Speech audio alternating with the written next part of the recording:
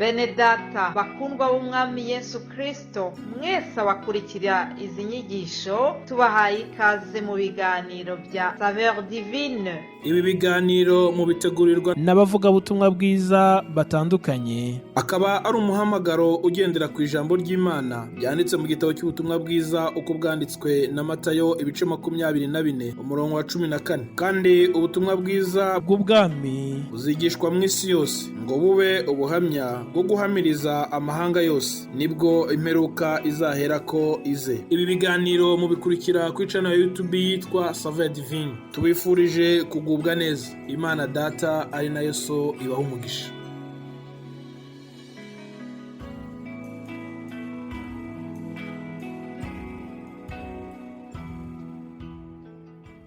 Ndabasuhuje bakundwa bene data, mahoro y'Imana nabe muri mwe. Ndi Odette Kandama mu kiganiro Saveur Divine. Mfite ishimwe rinini kubwo kurinda kwiza kw'Imana gukomeje kubana natwe n'imbaraga zayo zikomeje kudushyigikira. Turi mu mwanya mwiza nanone wo kuvuga ijambo ry'Imana, aho turi kuganira amagambo yanditse mu gitabo cy'ibyakozwe n'intumwa ibice n'umurongo waho wa 12. Turi kuvuga ku mbaraga za Yesu Kristo. Reka tuhasome. Handitswe ngo kandi nta wundi agakiza kabonerwamo, kuko ari nta rindi zina munsi y'ijuru ryahawe abantu dukwiriye gukirizwamo.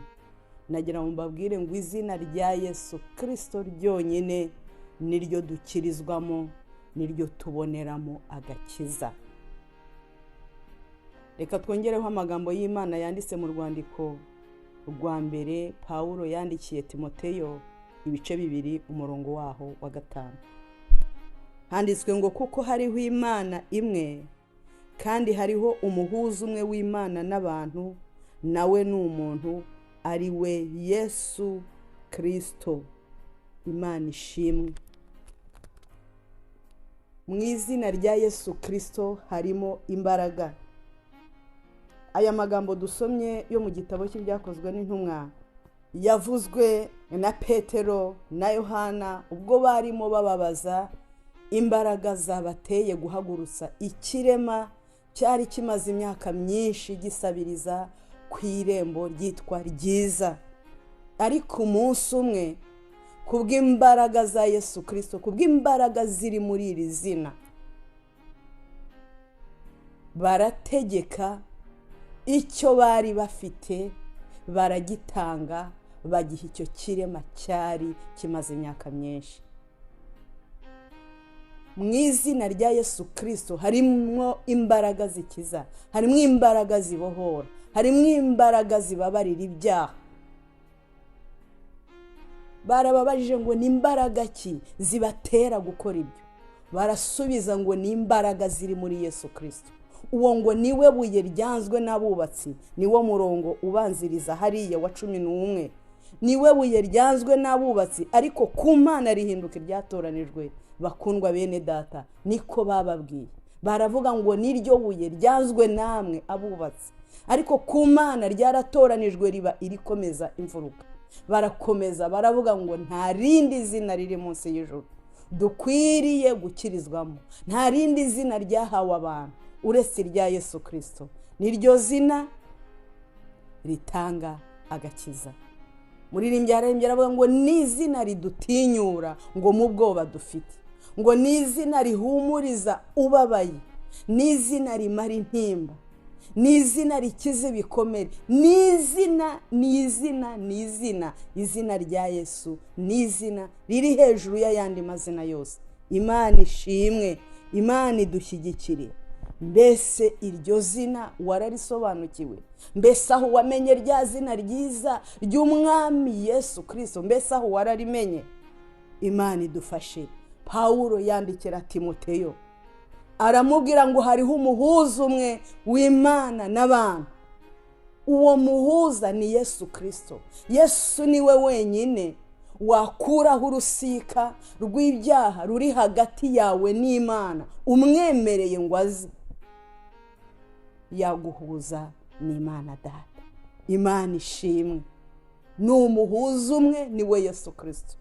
Niwe ubabarira ibyaha, niwe ukuraho ibyananiranye, niwe ukuraho imisozi.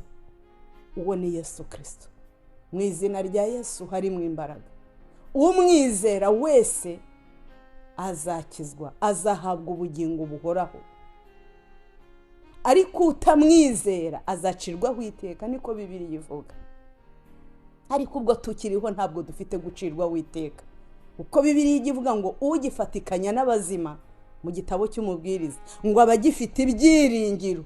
Ntabwo dufite gucirwaho iteka kandi tugihumeka. Ni umwanya wawe nanjye ngo dutekereze niba twaramenye, niba twarasobanukiwe iri zina rya Yesu, niba twaramenye imbaraga zirimo, niba twarasobanukiwe ko Yesu ari we waje kugira ngo atwunge n'Imana, akatwungisha n'Imana urupfu rwe rwo ku musaraba. Niba warabisobanukiwe ukabimenya ukamwizera, ntabwo ufite gucirwaho iteka, ntabwo ufite kurimbuka, uko Bibiliya igitubwira ngo abamwemeye bose bakizera izina rye ngo yabahaye ubushobozi bwo kuba abana b'Imana. Ndaguhendahendera kwizera Yesu, ndaguhendahendera n'ukuri kumwakira, kandi ndagusengera Imana ngo usobanukirwe imbaraga ziri muri iri zina. Twaramubonye Yesu atwunga n'Imana, adukura mu byaha bitari bimwe, adukura kure aho twari mu mwijima. Izi mbaraga za Yesu nanjye ndi umuhamya wo guhamya ko nazibonye. Yesu utanga amahoro, Yesu uhagararana n'imfubyi akayiha guseka, Yesu uhagararana n'abapfakazi. Bibiliya yaravuze ngo ni se w'imfubyi akaba umurengezi w'abapfakazi. N'uwo Yesu. Data we, Yesu ni mwiza nshuti bakunda, kandi byamuhanuweho kera atari yavuka. Isomye mu butumwa bwiza bwa Yesu Kristo uko bwanditswe na Matayo igice cya 1 umurongo wa 21, umva uko havuga. Handitswe ngo azabyara umuhungu uzamwite Yesu, kuko ari we uzakiza abantu be ibyaha byabo. Yosefu ubwo yari arimo afite impungenge zo gushyingirwa na Mariya, ashaka kumubenga rwihishwa kuko yari amaze kumenya ko afite inda ya Yesu Kristo kubw'umwuka wera. Ni Mariya wari wahawe uwo mugisha wo kuba afite Yesu Kristo, yamusamye kubw'umwuka wera amufite mu nda. Hanyuma Yosefu umukiranutsi wari waramurambagije yigira inama ngo kumubenga rwihishwa. Ariko noneho marayika w'Imana aramusanga, aramubwira ngo witinya kurongora umugeni wawe. Aramubwira ngo azabyara umuhungu uzamwite Yesu, kuko ari uzakiza abantu ibyaha. Byavuzwe kera atari yavuka. Niwe ukiza ibyaha, niwe Imana yavuze ko azakiza ibyaha, niwe dukirizwa mu ibyaha. Imana ni igushyigikire. Umva turangirize ku magambo yanditswe mu gitabo cy'ibyakozwe n'intumwa ibice 10 umurongo wa 43. Umva ukuntu handitse byakozwe n'intumwa ibice 10 umurongo waho wa 43, cyangwa reka duhere kuri 42. Haravuga ngo adutegeka kubwiriza abantu no guhamya ko ari we Imana yategetse kuba umucamanza w'abazima n'uw'abapfuye. Abahanuzi bose baramuhamije, bavuga yuko umwizera wese azababarirwa kubw'izina rye. Mana nibashyigikira inshuti, Mana nibaha umugisha. Twategetswe kubwiriza abantu no guhamya ko Yesu Kristo ari we Imana yategetse kuzaba umucamanza w'abazima n'abapfuye. No kuvuga utamwizera azacirwaho iteka nkuko nabivuze mbere, ariko umwizera afite ubugingo buhoraho. Niwe Imana yategetse kuzaba umucamanza, ni Imana yabitegetse w'abazima n'uw'abapfuye.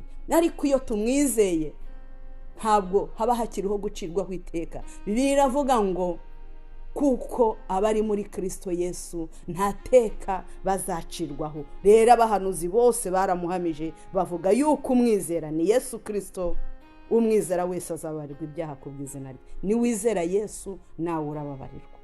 Numwakira urabona izi mbaraga, kuko iyo aje muri wowe azana imbaraga ze zigakorera muri wowe. Ndetse Bibiliya yaravuze ngo iyo umwakiriye araza ngo akazana na data. Niwe wabivuze, aravuga ngo umuntu nanyizera data azamukunda, ngo jyewe na data tuzazana aho ari, ngo maze duturane nawe. Imana nigushyigikire, ndakwifuriza kwakira Yesu, ndakwifuza kumwizera kugira ngo izi mbaraga ze zikorere muri wowe, kuko nta rindi zina ryahawe abantu mu isi na rimwe dukwiriye gukirizwamo uretse izina rya Yesu Kristo. Yesu nakugirire neza, umwakire uraba amahoro. Imana nigushyigikire mu izina rya Yesu Kristo.